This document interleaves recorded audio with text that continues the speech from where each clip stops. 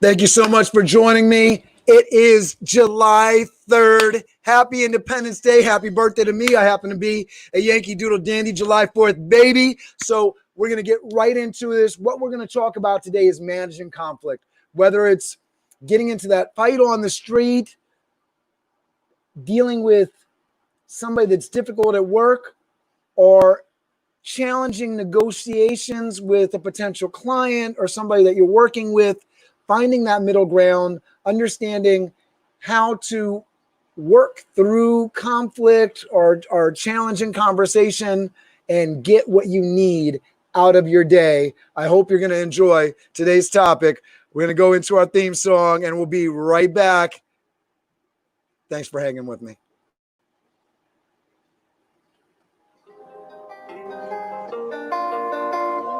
BizDev Live, weekdays at 11 Eastern Time. BizDev Live, weekdays at 11 Eastern Time. BizD with C, brought to you by Cameron T. BizD with C, brought to you by Cameron T. This is business development, not even selling it. This is intelligent. If you watch it, I promise you benefit. Leadership and motivation, empathy and inspiration. Leadership and motivation, empathy and inspiration. BizDev Live, weekdays at 11 Eastern Time. BizDev Live, weekdays at 11 Eastern Time. BizDVC, brought to you by Cameron T. Hey. Cameron T. So this is the deal. Conflict is so challenging because, it can get your emotions up. It can be something that can really wreck your day. It can be something that can wreck your week. And depending on who you're in conflict, it can wreck your life. Working through conflict, making sure that you're in a place where you can take advantage of what you know and how you want to live with people is really important. One of the things that you can do automatically before you get into conflict, and we'll get into the fact or get into the situation if you're in conflict right now, but understand there are so many viewpoints and perspectives in this world. And I think most of the time conflict is created from misunderstanding. I don't understand their side. They don't understand my side. And so there's conflict. My way or the highway kind of thinking. Try to get out of this. Try to understand that there's agreement as long as we're not dissing each other, right? So if we disagree, it's probably because we're not respecting each other's viewpoints. And there's probably a base underlying agreement that we can get to. And I don't care if we're talking about Black Lives Matter versus All Lives Matter, racist versus non-racist, economy, work, husband, wife, cat, dog. You get the idea. There is a common ground. There is a place that we can get to where we do agree. And then we working from there, working from that understanding that we do have common concerns and common fears, we can get to a place where those things unite us more than tear us apart. And working together is much better than fear and anger and those things that lead to the dark side, right? I want you to understand, if you let go of my way is the only way, if you start saying yes and, shout out to my friend Rick Weaver, who started a Facebook group bringing different political perspectives into one place. The group is called Yes And. And when you talk about the political divide and conflict in this country, so huge. Working with Toth Event Staffing, building my company, working with so many staff. We have 130 part-time staff, 2 people that are full-time in the office all the time. We've had more in and out. You can imagine there are lots of conflicts and challenges that arise in that sort of a situation. In my training and working with staff, I talk about, people being on the job. And one experience in particular where I had somebody come up to me and complain about the guy that was managing the sanitation station. And the gentleman came up to me and he said, that guy is horrible. He's awful. Da, da, da, da, da. And I said, oh, what's his name? The guy's like, I don't know. He was awful. He was horrible. And what I got out of that and what I took out of that and what happened in that situation, I said, what's his name? And the guy couldn't tell me. He had not stopped to introduce himself. He had not made effort to personalize the situation. He only saw it from his side. He wasn't taking the time to actually be personable with this person that he was having a disagreement with. And when you come at somebody hard, and both of you are stuck in your positions, it's difficult for that relationship to ever work out. One of the first things that I do on the job, if somebody comes towards me with an attitude, an issue, a challenge, a problem, especially if I don't know them, the first thing I do is, I'm Cameron. My name is Cameron. How can I help you? And that de-escalates, that brings the level of anxiety just a little bit down, because I'm saying, hey, I'm here. I'm listening. How can I help you? In the street, somebody yells at you, somebody comes at you. That's a great way to deal with it. Hey, I'm Cameron. I'm a person. How can I help you? What's going on? And sometimes it's tough to do that. I went through a situation this morning. I'm jetting around the circle at Kensico Dam, and I'm going fast on my bike. Too fast is what I'm being told. I'm up to getting about 15 miles done in a minute 10, minute 20. So I'm going at a good clip. And what I'm getting back is feedback from multiple people. Like, you're going too fast, buddy. Now, I think I'm doing the right thing. And some of the feedback I got was like, oh, you should say on your right or on your left. And I don't do that purposely, because if I, shout out I'm on your right or on your left, what's the immediate thing that somebody does? They jump to the side. And that makes my job harder, trying to get around the circle, trying to get my exercise in. So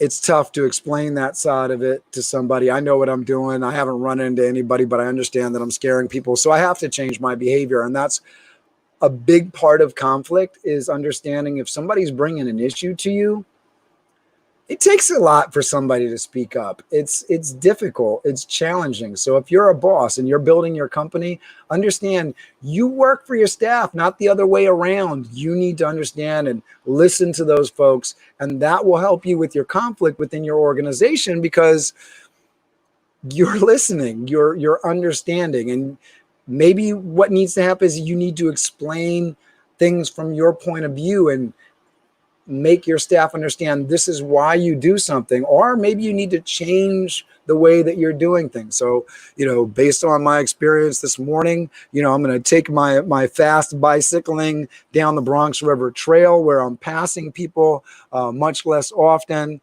and finish up my miles in the park, because I got to listen to people, whether it's person in the park or an employee. You got to listen. If somebody speaks up about something, there's a reason, right? So you can't just have your side. Now, what happens when you're trying to make a sale and your potential client or potential partner doesn't want to listen? Make your case. Be impassioned. Don't put them down. Don't tell somebody that you're trying to work with that it's your way or the highway. It's their. Convince them, state the case, make the points. And if you can't do it right now, say, you know what, you made some good points. I understand that we're not on the same page. Let's talk later. I'll come back when I've thought out more of what I had to say. I respect your time, and I want to make sure that I'm making my case the right way. The way not to have to do that is to make sure that you have all of your ducks in a row, and you can really go to town in that moment and present your case.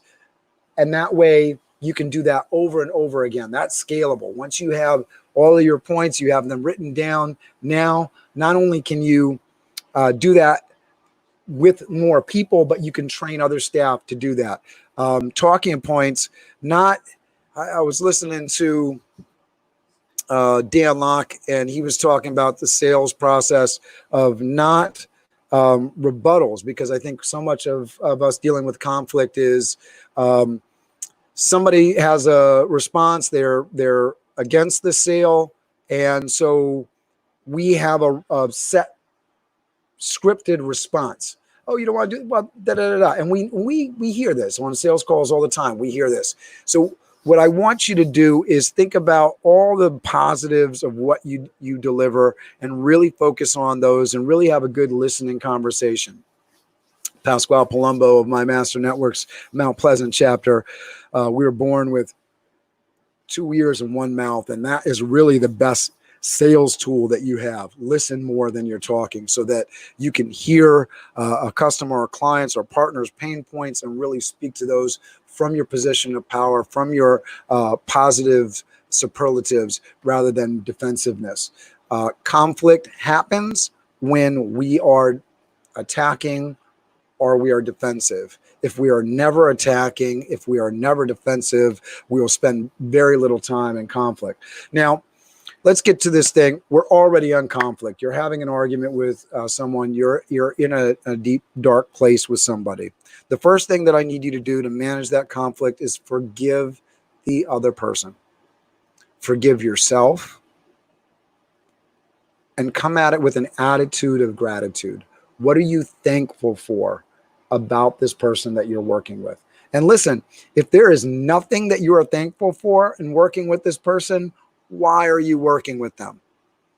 That being said, if we're talking about a relationship, there's probably plenty of reasons. So really think through it and understand what are the things that I'm thankful for about this relationship that I'm in with this person I'm in conflict, and really focusing on those things. How can I come into a situation, conversation, compliment them, demonstrate what I'm really thankful for, and then talk to them about, if it's appropriate, the fact that you forgive them, that you're not angry. Because I know for myself, I'm most angry and most frustrated when somebody is angry and frustrated with me. And so to be able to say, I'm not angry, I'm not frustrated, I just want to work this out, I really want to work with you, is a big step in the right direction to managing your conflict. I really want to hear from you. If you have a particular situation that you're working through, I'd love to help you with it. So drop a comment down at Facebook or YouTube, and I'll deal with that directly, or you can private message me if it's a personal matter. I know conflict can be very personal. So I'd love to help you with it. So step one, if you're in conflict, forgive the other person and forgive yourself. 2, think about all the things that you are grateful for in that relationship, in that situation. And then 3, tackle that problem. Don't let it sit and fester. You want to go right at it once you've calmed down and can deal with the problem in a really constructive, positive way, talking to what you're thankful for, talking about your attitude of gratitude, and if it's appropriate, the idea that you've forgiven, or that you are past your anger and that you're past frustration, so that the other person knows that you are comfortable and happy and ready. And that should take you a long way towards your destination. Every situation is unique, but I hope that is helpful. If you're dealing with somebody that you don't know, make that situation personal. Create a situation where there's a common understanding and there's a common place of agreement that we can work from. And don't work over the finer points and semantics. Get down to the base levels of, I care about you and I want you to do well. I want hopefully the same, from you, that you're going to help me and we're going to move together. You get into semantics, you get into political viewpoints, you get into this. It can be really challenging because there's lots of information out there, conflicting information. So work from those places. Do you care about human beings? Do you care about me? Do you care about our community? And that should really take you forward in your both your personal life, your political life, and your business life. I hope this was helpful. Please let me know if it was down in the comments. I really look forward to engaging with you.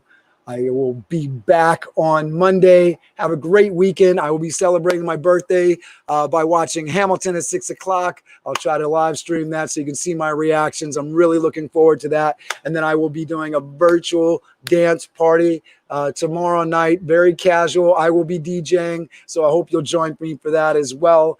You'll see that up on Facebook fairly soon. Talk to you soon. Have a great day.